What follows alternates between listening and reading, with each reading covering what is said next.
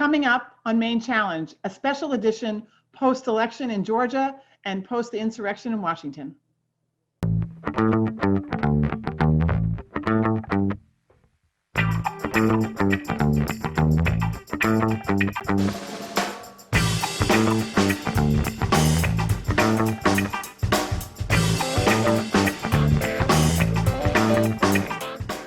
Good morning and welcome to Maine Challenge. We are very glad to have you with us after this tumultuous week, and I could not be more excited than to welcome my two guests today, two friends of mine, Rob Ryersse, who is a pastor. He is the director of Brand New Congress. He is the political director for Vote Common Good, and he was a Republican candidate in Arkansas for the legislature in 2018, or for the Congress in 2018, and is just an amazing guy, has written several books, but the most recent is Running for Our Lives, and what it was like to run as a progressive Republican. And I know some of you don't think those two words go together. And so Rob, welcome, and thank you so much for being with us.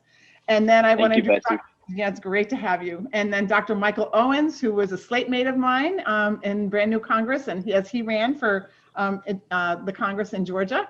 And he was in the Marine Corps. He is a cybersecurity expert. He is an incredibly educated and dedicated human being, and has done incredible work over the last decades in Georgia to flip Georgia blue, to flip his county blue, Cobb County, has just done amazing things. And there could not be a more important time to talk about this. But before we even start any of that, we have to say two things. One is, Michael, to you and all the people that worked with you in Georgia, thank you, thank you, thank you. Like, seriously, thank you. Like, unbelievable work, and things that a lot of people thought were not possible. So I just want to say that, and we'll come back to that because that's really important. You're welcome. You're awesome. And then the other thing is, as we record this, this is the day after the insurrection, the terrorist attack, whatever you want to call it, the seditious action of thousands of people in the Capitol.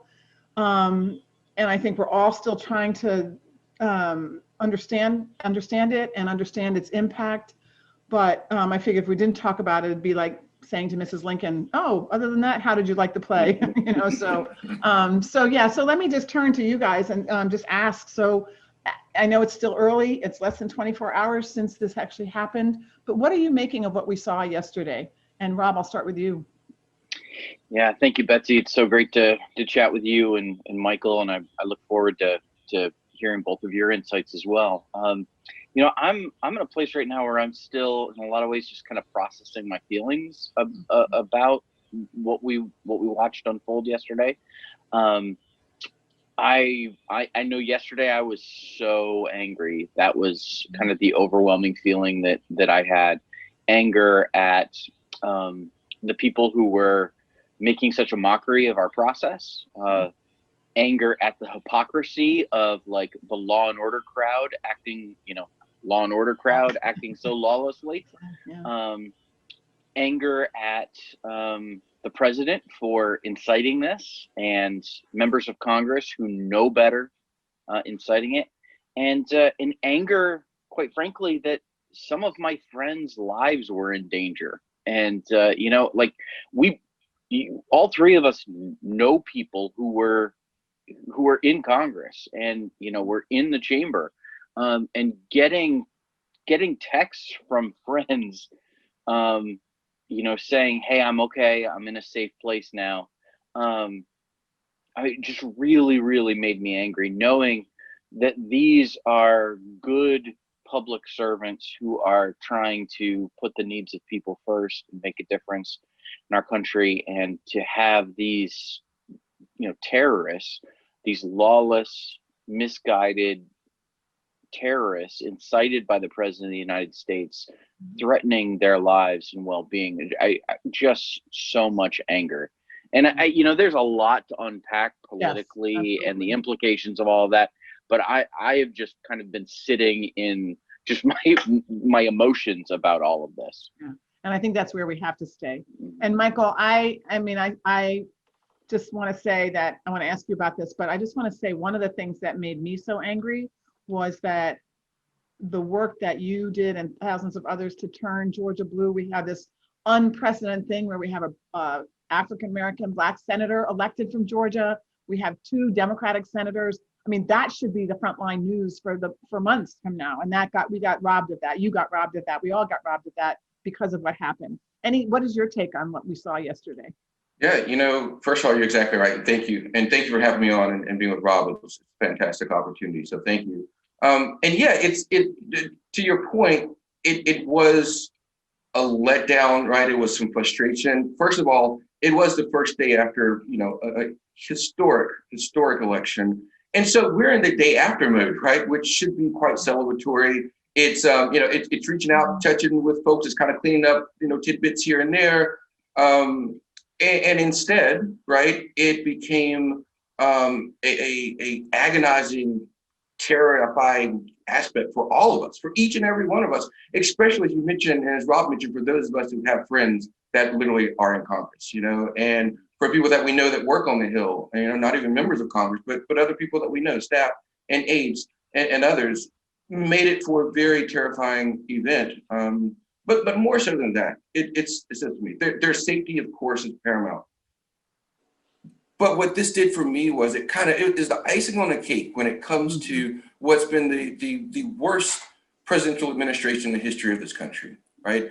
And it also has gone to me thinking about it and watching this kind of unfold. I was actually having lunch with some volunteers, really hard, dedicated people, and they're looking at the TV over my shoulder, and I'm not seeing real time what's happening. They are, and they're just like, Michael, that's good stuff you're talking about, but you need to stop and turn around. Like they're literally broken into the Capitol. So I guess my point is that President Trump's actions over these last 4 years has normalized this type of activity to where when we reach full insurrection, literally breaking into the people's house, it's almost treated as another novelty, and again, I'm like, Rob, I haven't fully processed this yet, but my first inclination to view this is this has been normalized way too much, right? This is a national travesty. This is all. I saw pictures yesterday of people wearing shirts that said Civil War. I mean, the call was clear. The actions were clear. So for us to see it as anything less, to see it as supporters that were upset or misguided, no, these were people who literally, actively took an approach to take over this government. And the fact that, here we are, however many hours later, not exactly treating it as such. Yeah, exactly. That's bothersome to me. That's bothersome. Yeah, no, it's very disturbing. And I think that normalizing, and again, this is, something that has been in the making. And where my anger went, well, all those places were 2 other places that you guys have mentioned. And one is that, all the people who were complicit in this over the last 4 years, my own senator who I ran against, Susan Collins, and, who just have said nothing and like, oh, well, we hope you learned this lesson. Oh, well, oh, isn't he terrible? But, my 401k is doing really well. And, you just, right. Totally dismissing that. And so I think being complicit in this, I think this is on their hands as well. And then the other thing, and I know it's not lost on any of us, but watching, the events of last summer when we were all protesting for Black Lives Matter and how we were treated as peaceful protesters, and then the lack of any, with our Army Guard, National Guard, millions of them, it seemed like, surrounding the Capitol, and, we're making sure. And here we were with insurrection that had been talked about and planned and advertised. And the president said, go. And, yes. And we see Capitol Police opening barriers for people and taking selfies with protesters. The disparity between the treatment of how we treat white insurrectionists and how we treat people of color and allies who are trying to bring about justice.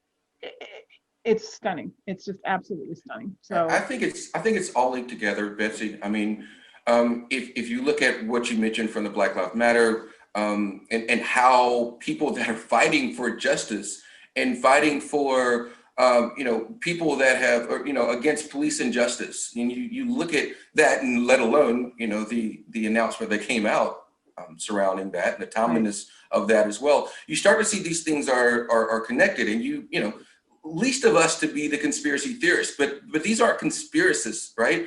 These are facts. We are grounded in factual information that comes out and how responses to things are handled.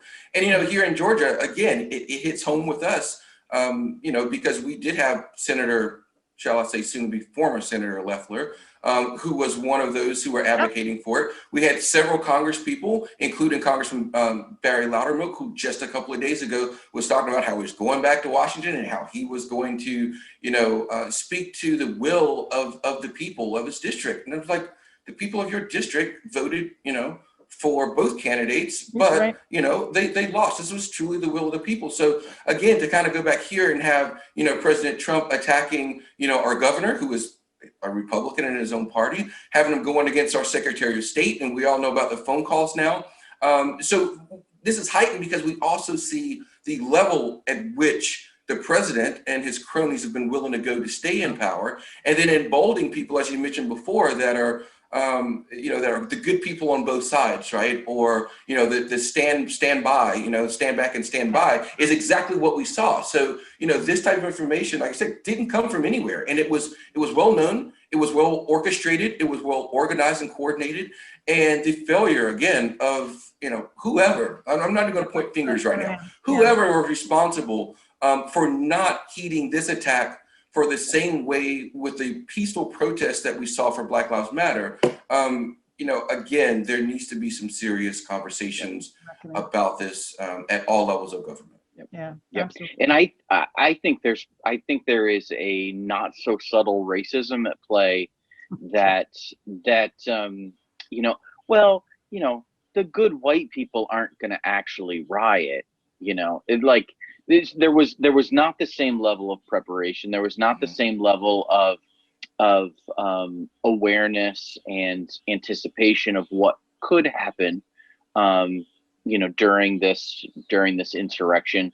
Because I think the Capitol Police were like, well, the good white people, they're not gonna do this. White people don't do this, like that, and it's just it's a not so subtle racism that played out with really tragic consequences.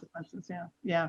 I think the lack of calling it what it was, right? I mean, many of us said, this is domestic terrorism, right? This is insurrection, full blown in front of our faces on live TV. And you still had people saying, oh, well, this is Antifa, right? Or these are just Trump supporters. And these are people that are, they're just protesters. Yeah. I mean, I know the three of us have made our lives out of protesting. Yes. Yeah. So, right?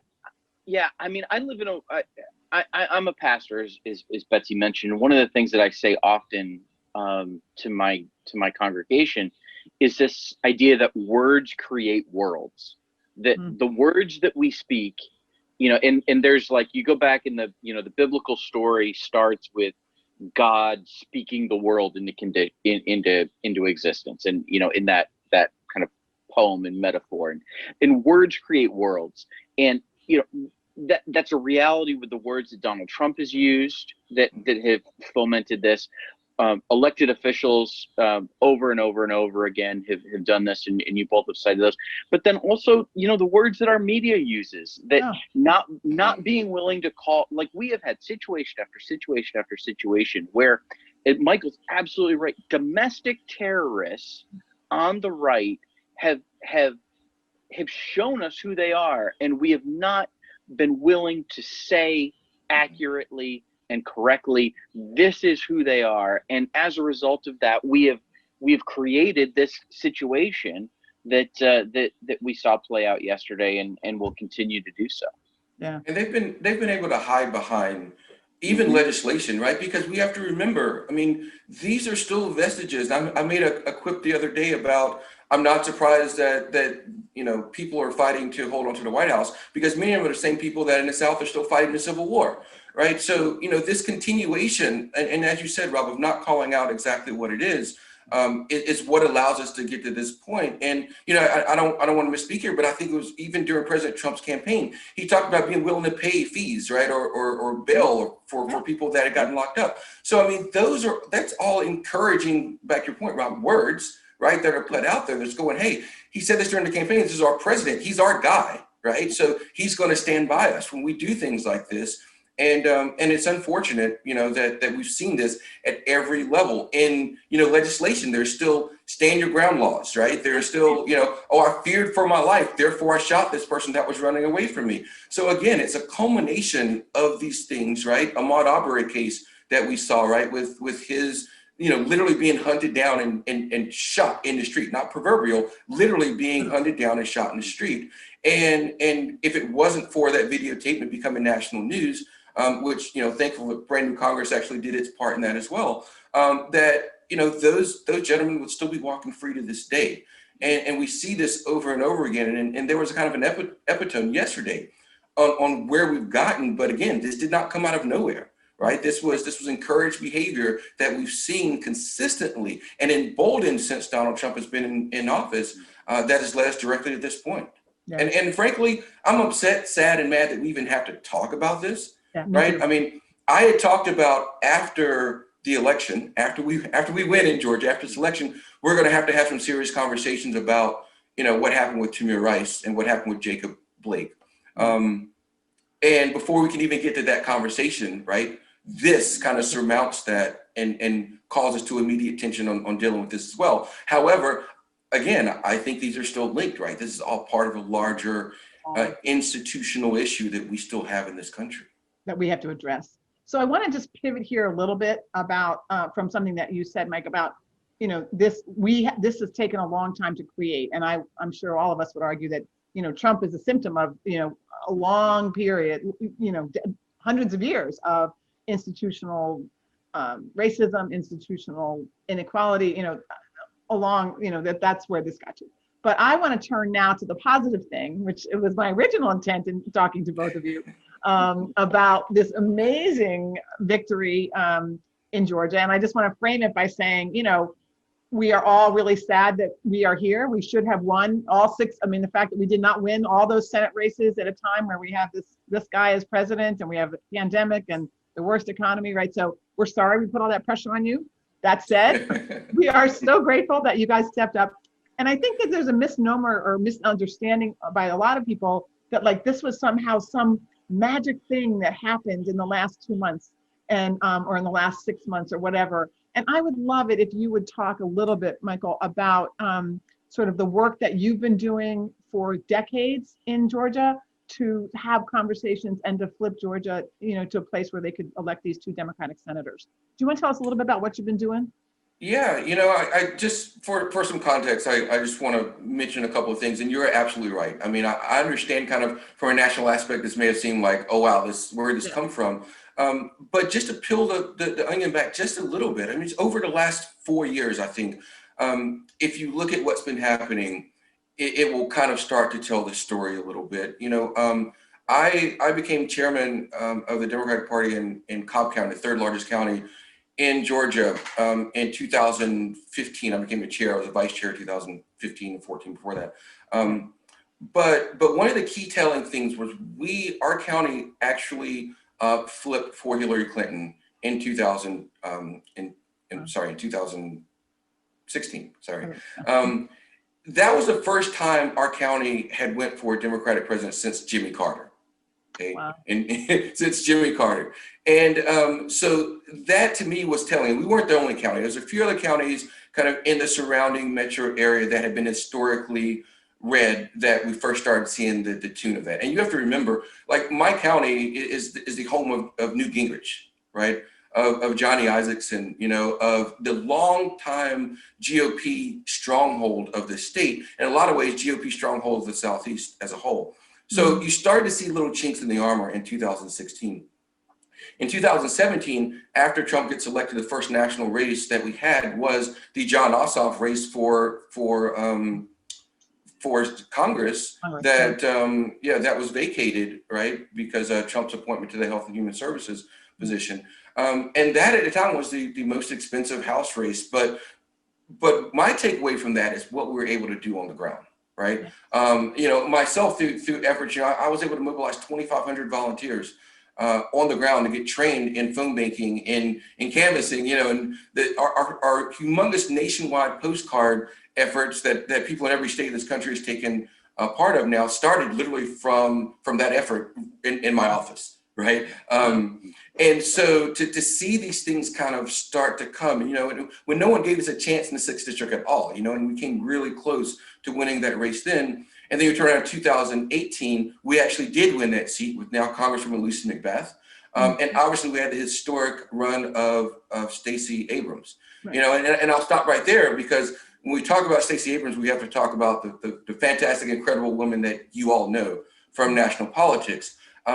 I know Stacey as that tough as nails, gritty person on the ground that is incredibly smart, one of the best strategists I know, and someone who has meticulously worked on the ground in the state to make us believe it was possible. Because, before you guys could believe it was possible, we had to believe it was possible on the ground. Right. And I've sat in countless panels with her, and we've strategized on different things.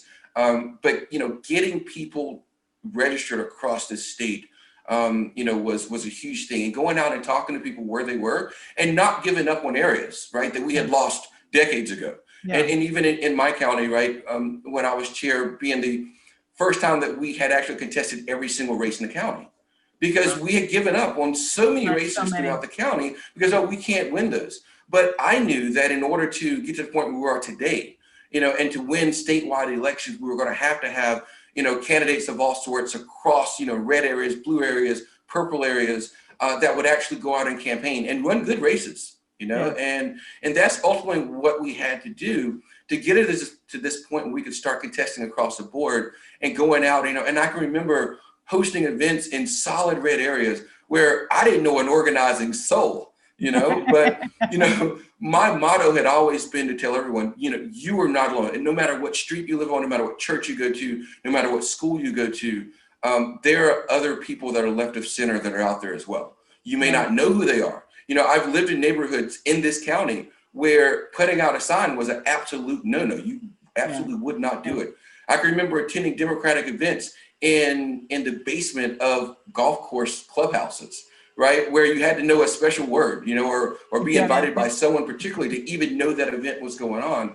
And, to see all of that activity now to flourish, where we've had areas where, as I said, we haven't had people run in decades now that, are contesting these races and ultimately helping us to win countywide, and then ultimately helping us to win statewide. So that's kind of an extended answer to your question, but it's really a story that has to be told.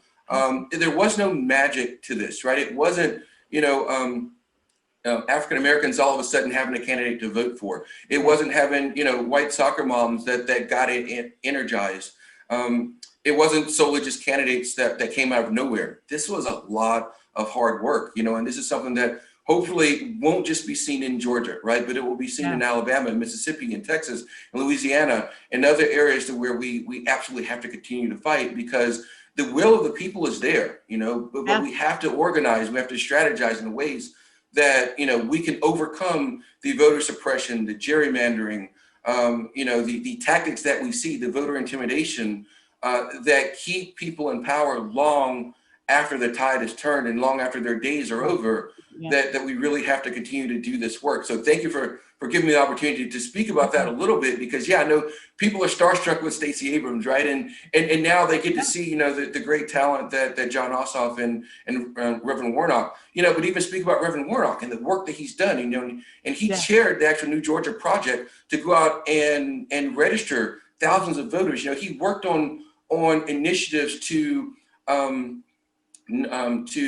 help vacate sentences that, people have gotten caught up in the war on drugs, where Black and brown men have been thrown in jail at historic rates. So he's done some of that work to help, clear those records and get some of those young men, exonerated. So this has been a long time coming. I don't want anybody anywhere across America to think that, it was some fluke. They said that in 2016, right? They said it in 17, they said it in 18, and they said that, we've cheated. Like, I think now everyone has a really good understanding that if anyone cheated, it wasn't us. It wasn't us, right? Exactly. I know, we're the radicals, right? Yeah, no. Oh, that's so awesome. I want to pick up on something you said and ask you, Rob, and which is, and it's so important, I think, is that we have to believe that we can win before we can do it.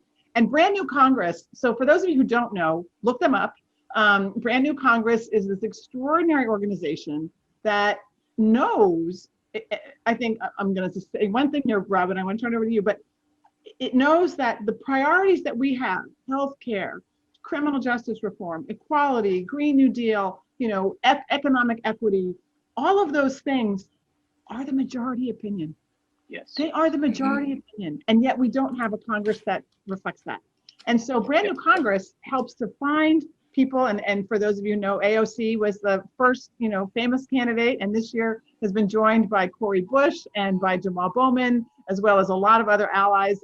It's just awesome. And both Michael and I were Brand New Congress candidates. But talk a little bit about, Rob, about how important that piece is, about believing that we can win, knowing that we have these issues on our side, and sort of Brand New Congress's belief and approach in that.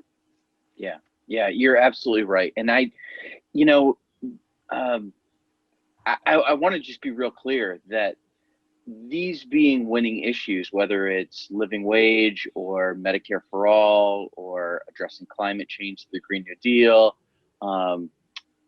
economic justice, all of these things are not just majority issues on the Democratic side of things. Yeah.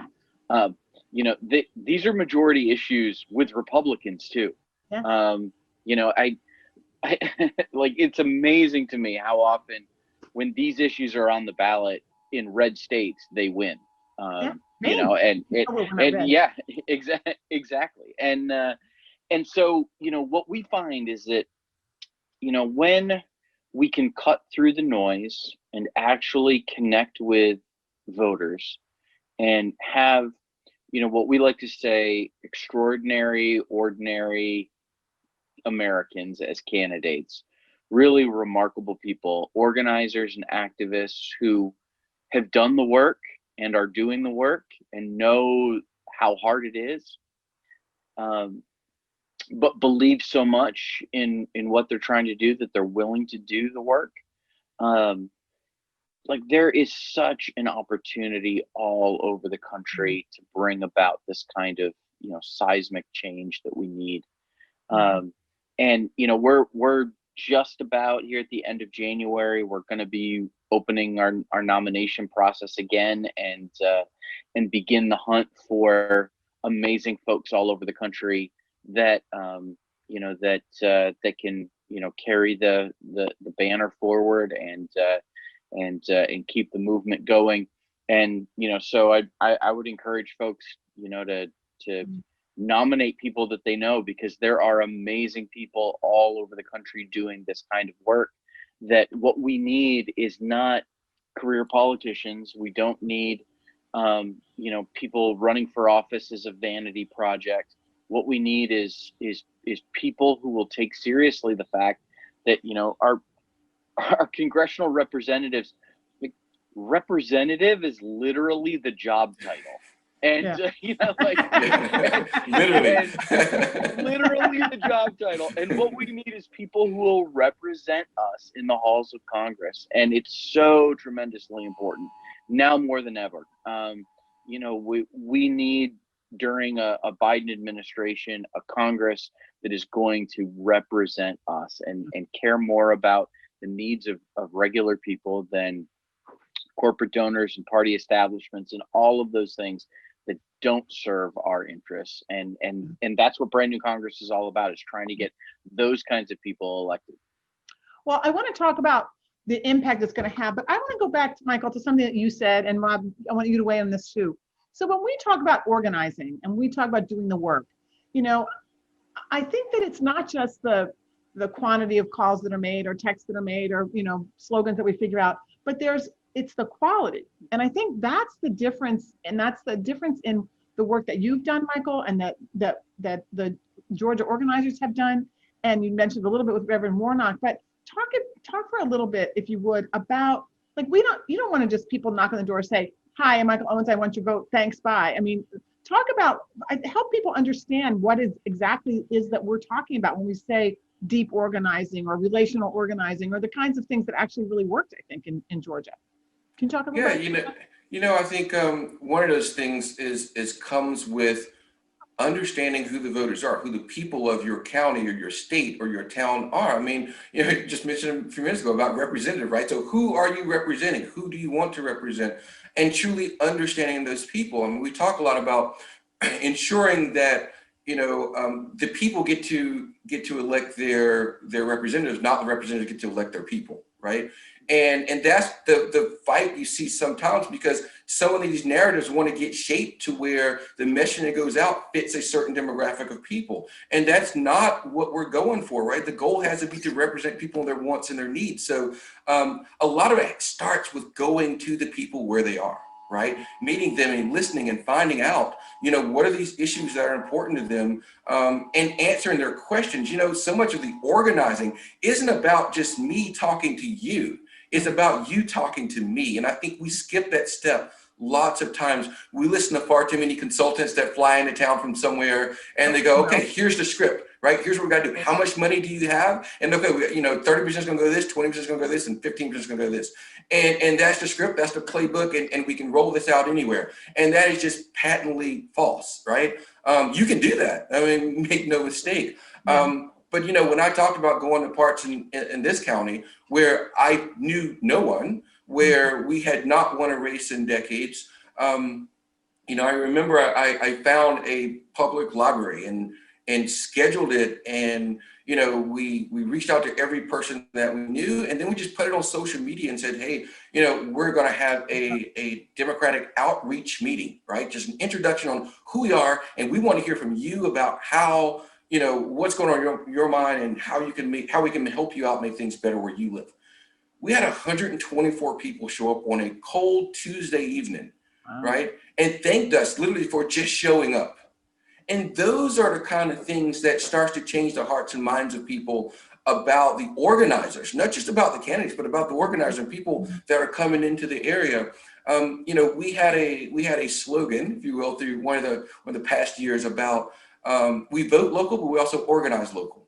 So the organizer, giving away some of our secrets here, right? But the organizers and the volunteers literally had buttons, right? That had their zip code on the button of where they live, right? So it's literally like, I live down the street, we are the ones doing this. And so this deep organizing is about deeply knowing the people that you are talking to. That's really the crust of it, right? And then being able to bring that information back and being able to synthesize that. And if it doesn't fit the mold of what, traditional campaigning says you should do, being confident enough to listen to that, back before Stacey Abrams became the Stacey Abrams that we know and love today, that you guys know and love, she was heavily criticized for her campaign when she ran for governor in the primary race, because she went against what a lot of people had talked about, the quintessential, you raise a ton of money, you wait until the last several weeks of GOTV,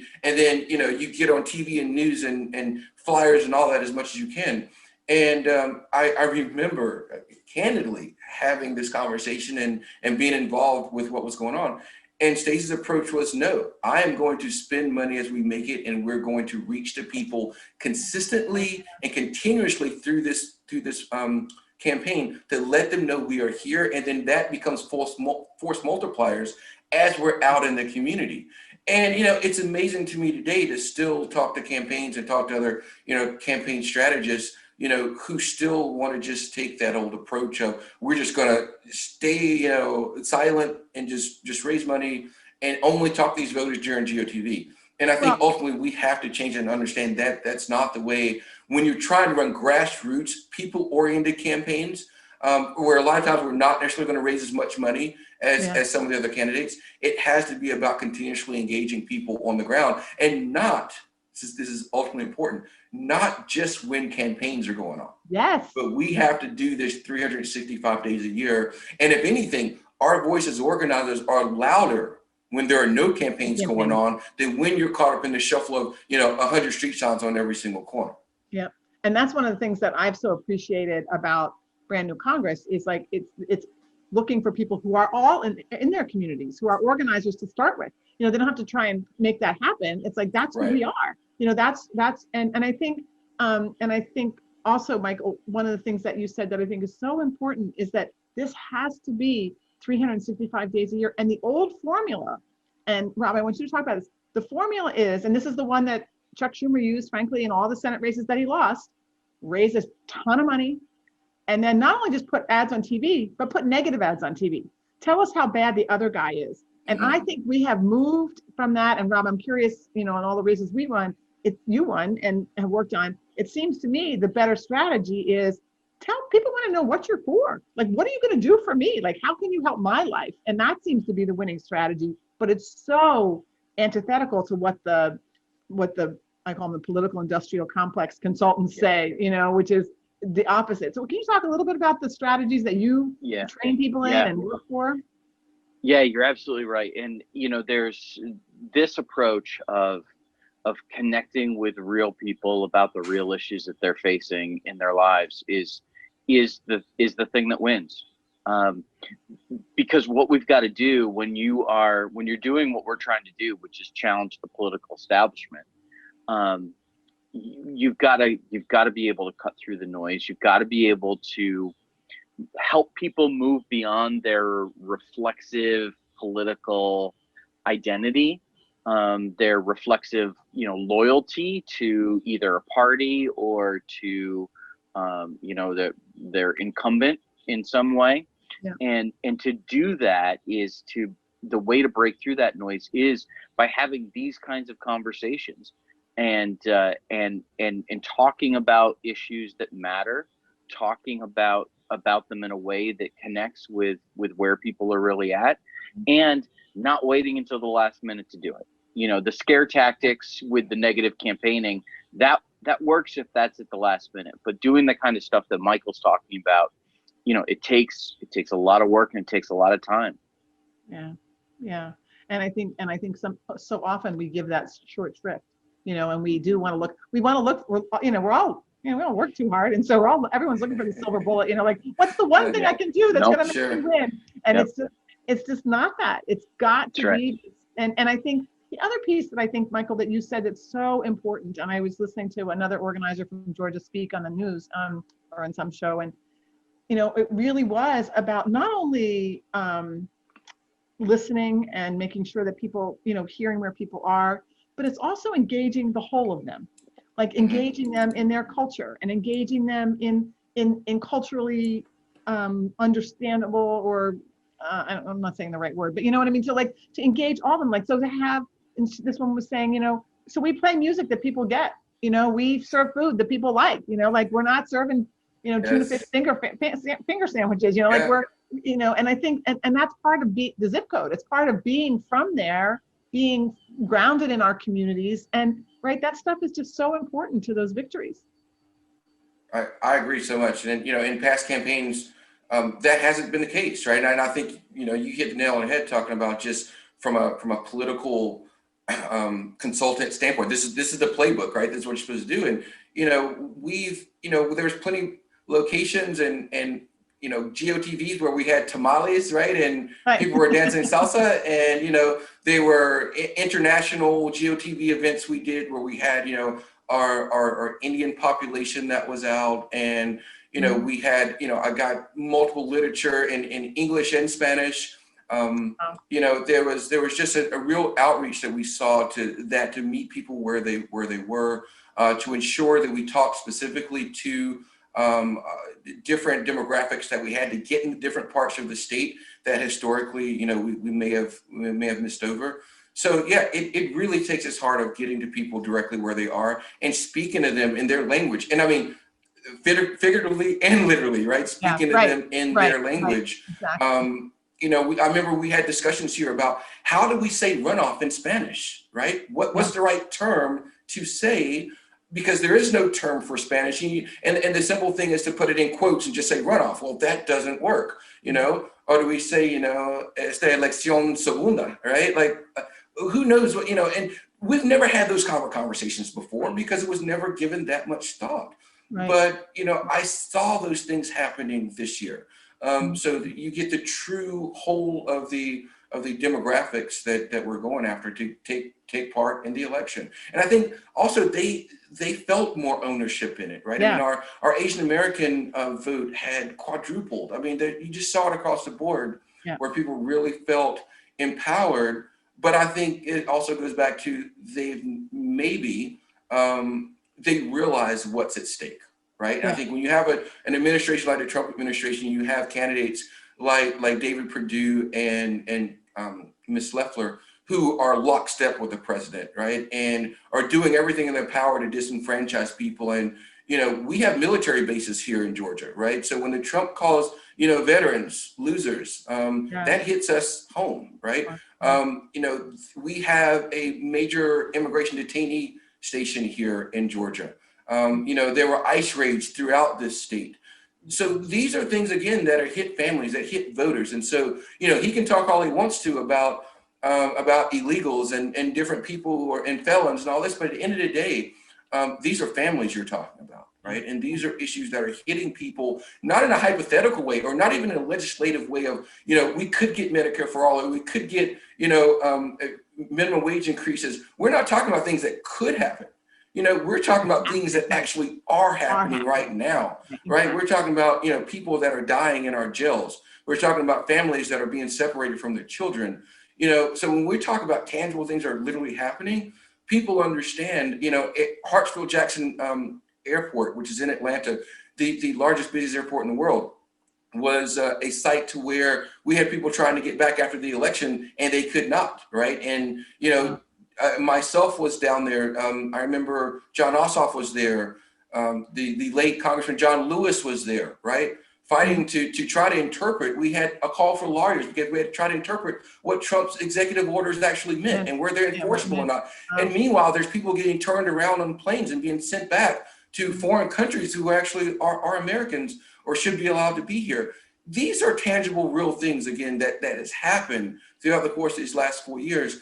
And, in a state to where, again, it's been a GOP stronghold for so long, I think it was a culmination of all these. Yes, it was the work that we've done to highlight these atrocious things that's happened, but it's also been just a horrendous administration and our elected officials that have been willing to, willing to just stand up, or either, as Rob said, to be quiet about these things as they've been going on and downplay them, ultimately led us to a situation where we were able to, thankfully deliver this state for President-elect Joe Biden and Kamala Harris, and ultimately with the election that now will sway the balance of the Senate. And I'll tell you, I couldn't be more happy. We knew the eyes of the country, the eyes of the world was on us.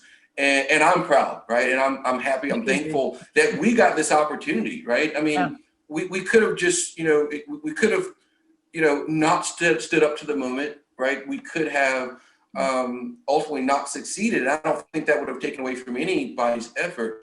But ultimately we were able to succeed, not only, with the president election, but obviously with this one, which will have implications to come, for decades. Yeah. And also it will mean a lot for people here in Georgia, right? It's great to talk nationally, but what this will mean for our state, now that we have, our both senators, we've won, congressional races. We now, there's a yeoman's amount of work we have to do now with our state Senate and our state House, but we've also been able to win sheriff races and DA races and county commission chairs, which my county commission chair is going to be sworn in about a couple of hours. So I've got to get to her event. Oh, awesome. And so we are seeing these things happen in Georgia, so not only at the national or top of the ticket, we are seeing these things happen now, like I said, in our own communities, right? With our city council members, with our county commission chairs. So it is happening. And again, I'm proud of the work we've done here in Georgia, but I hope that it does not stop here in Georgia, and that, we can see this happen in other states, particularly across the southern part of our region as well. One of the things that we did here in Maine to try and help Georgia, which I thought was a brilliant organizing strategy that was directed from Georgia, from you guys, from local organizers, was, hey, we have some unbelievable candidates running in really rural areas, progressive candidates who are doing amazing things. The top of the ticket is getting lots of resources. but we don't have resources for this guy running for the Public Utilities Commission, and that's going to make a big difference. And so we started doing fundraising for local candidates and writing postcards for the local candidates, knowing that if they were going to go in, and I'm forgetting the guy's Daniel Lewis, might be Daniel Blackman. Yes, yeah, Daniel yeah. Blackman. So if we get people to vote for Daniel, then when they go in, they're going to also vote for Warner. Yes, and also. Yeah, and so I thought that was brilliant strategy that was directed by you, and it was just really, really smart. Yeah, we knew we needed to do that. Unfortunately, Daniel did not win his race. He's a fantastic candidate, a long-time personal friend of mine. There's other races coming up. I hope, he decides to run for PSC again. But yeah, Betsy, that's kind of, we only have 3 races on the ballot.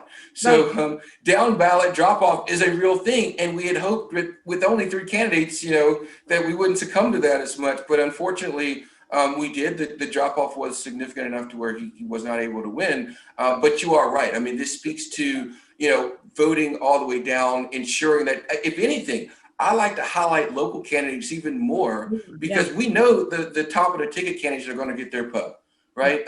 So as local organizers and people on the ground and grassroots, we just elected our first Latina DA in the state of Georgia ever, several weeks ago. So that's huge. So, focusing on those smaller races that, like I said, aren't going to get all that publicity, that aren't going to get as much fundraising or phone banking, that's where, as progressives, we're talking about this, from a national effort. We talk about, all the friends and all the research we have now, ultimately through BNC and out beyond that, is to organize nationally, right? And ensure that not only for us that are running for Congress or for Senate, but for those of us who are running for smaller races, that we ensure that we are putting our progressive might behind those candidates, because they're lockstep with us in so many ways, but because they're running for other races, they're not going to get the same amount of donations coming in from other places.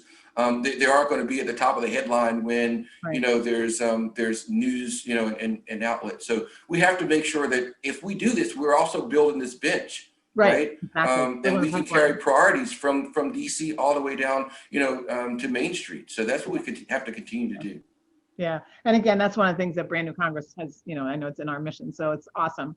But I want to pivot a little bit for our last couple minutes here.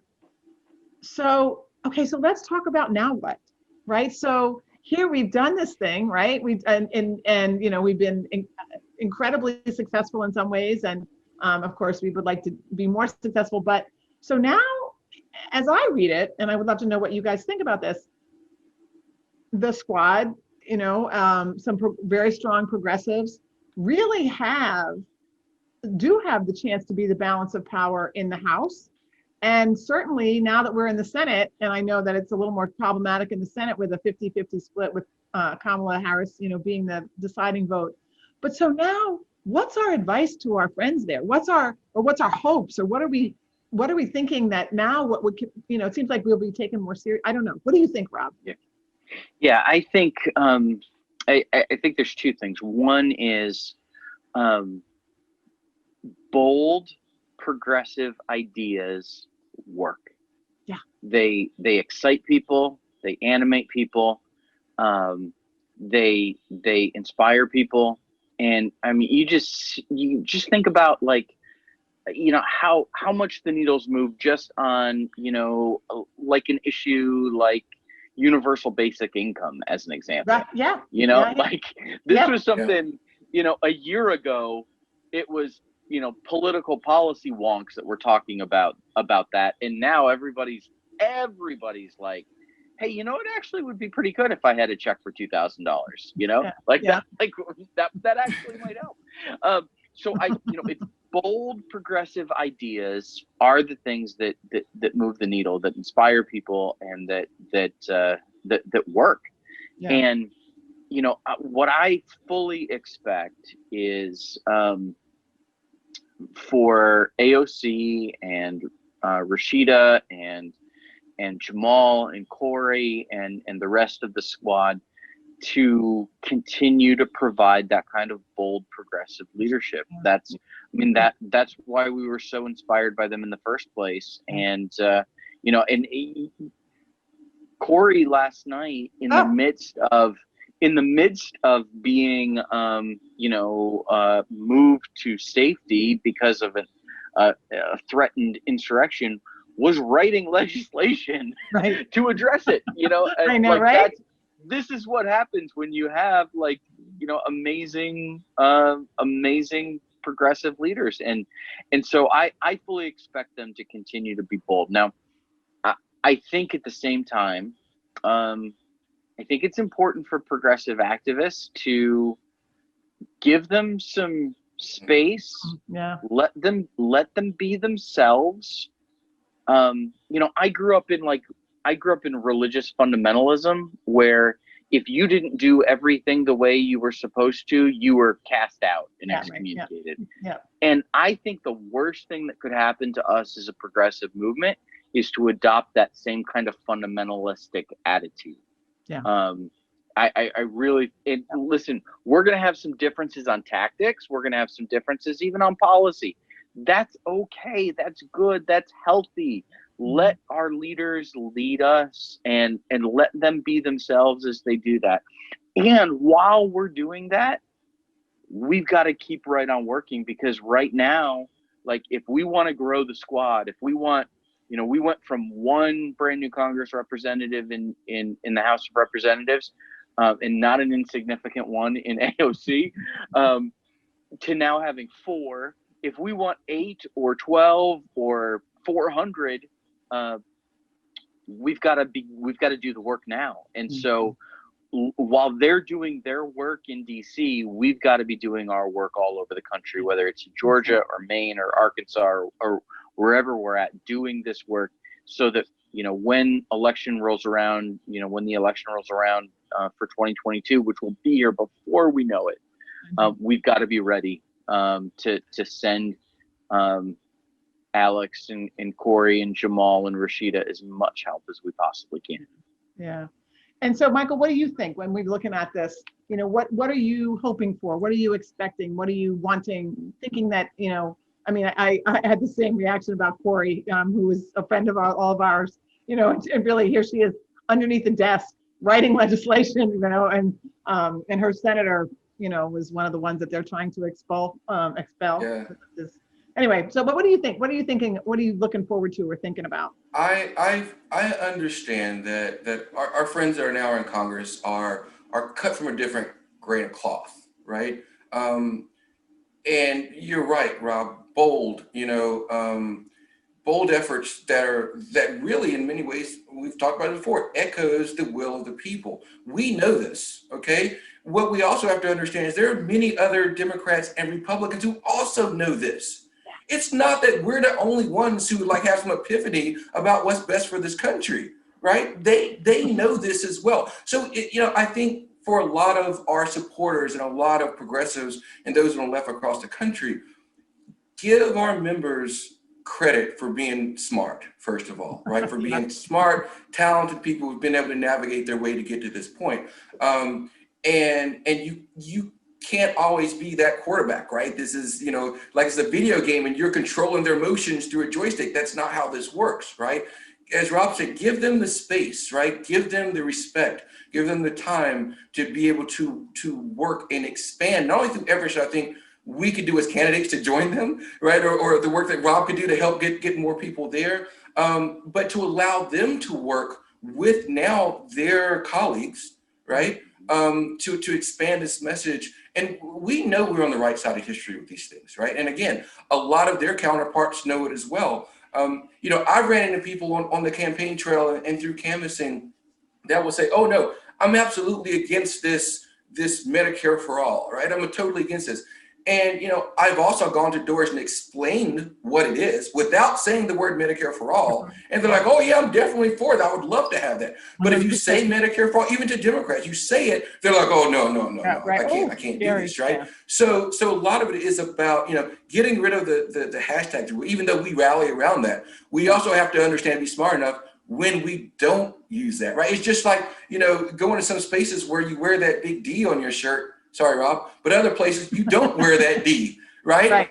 But you're saying the same exact message, but you don't carry that D, or maybe Rob, you don't carry that R, right? But your message is because you realize it's going to be receptive in different ways. So, that is, I think, where we are, and that is how we continue to build momentum. That's how we continue to allow, the members of the squad to, because there are other members that are on the periphery. We talk about the squad just in this very narrow frame, but Rokana, who is, I think an amazing congressman. Shelley Pingree from Maine. Yeah, so we have a lot of other people that are right there with him. So, which also means though that we can't, to use a pun, I don't know if I can say this, but we can't just go in and knock down the house, right? We have to work to rebuild the house, right? And we're just doing some interior decorating, right? We're right, we're changing it up a bit, because from a foundational aspect, which I think is important, from a foundational aspect, in my view, we are rebuilding this Congress as the way the founders intended for it to be. Right. So we aren't the radicals. We aren't the crazy folks. You want to talk about constitutional fundamentalism, right? We are truly talking about the will of the people and representing what people want, not what lobbyists want and not what, foreign countries want, right? We're talking about truly what Americans want. And nothing speaks louder than that than when you do these polls across the country and the issues that we are fighting for are those issues that the majority of the country wants. So, I don't think that, let me restate that. I simply think that we are electing good people. They're going to continue to do good work. And at the end of the day, they will prevail. The only question becomes how soon that will come, right? Just like in Georgia, when people tell us, hold on, right? You guys will be okay. In 2026, 2028, you will win these elections. And, our take on it was, hell no. We're going to win these in 2018 and 2020, that moral arc, right? And we're like, we know it bends towards justice, but we're reaching up and we're just bending that down a little harder and a little faster. And so I understand when people say we need to advocate, we need to do this now, right? We need to push this vote now, we need to do this now. And so it's not lost on me that we have people that want to do that. I would love to see these things happen now as well. But as Rob said, give them space, give them time to work, allow them to continue to win people over, allow the will of the people to continue to be heard. They just need to be the great leaders that they already are, and this will continue to happen. And we need to continue to support them. And it is unbelievable, but we've actually done a double show because we have so much great stuff to do, but we are out of time and we can talk for a long time. I just want to thank all of our viewers for being with us, and I cannot thank Dr. Michael Owens from Georgia and Reverend Rob Ryerse from Arkansas. These are people that are doing the work every day that we all think about, and I know so many Mainers are doing as well. You guys, it is just a joy to talk with you in these turbulent times, and really from my heart, thank you so much for the work that you do, for the people that you are, and for the love that you bring to this really crazy system we call democracy. So I am so very grateful, and we will do this again because we got lots more to talk about. So lots of love, lots of gratitude, and let's keep on.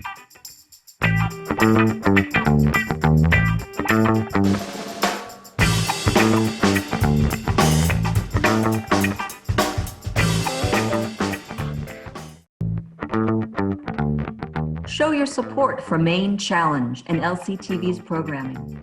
We're all about community.